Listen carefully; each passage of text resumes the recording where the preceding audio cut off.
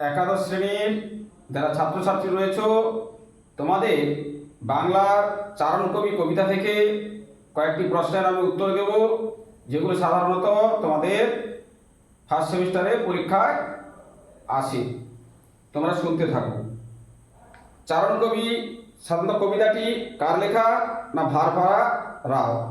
এটিকে অনুবাদ করেছেন কে? শঙ্খ ঘোষ। চারণ কবি কবিতাটি কোন কাব্যের অন্তর্গত? না সেতু বন্ধন। চারণ কবি কবিতাটির স্তবক কয়টি? না 3টি। চারণ কবি কবিতাটির পংক্তির সংখ্যা কয়টি? 24টি। চারণ কবি কাদের বলা হয়? যে দেশে বিদেশে ঘুরে ঘুরে কবিতা ভাবনার সুরে লেখে, তাকেই চারণ কবি বলা হয়।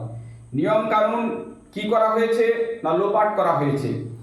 কি চুইয়ে পড়বে না বা পড়ছে না, সেটা হচ্ছে রক্ত। ঝিরিঝিরি বৃষ্টি কিসে পরিণত হয়েছে? না প্রলয় ঝড়ে। জেলের গারদ থেকে কি বেরিয়ে আসছে? লিপিকার স্বর। কোথায় কাপড় লাগে? না জিভে। ফাঁসুরে কারা? শাসক দল। গর্দান কিভাবে জড়িয়ে দেওয়া হয় ফাঁসে? শক্ত করে। এই হলো তোমাদের সম্ভাব্য চারণ কবি কবিতা থেকে কয়েকটি প্রশ্ন, যেগুলো সাধারণত তোমাদের ফার্স্ট সেমিস্টারে আসে।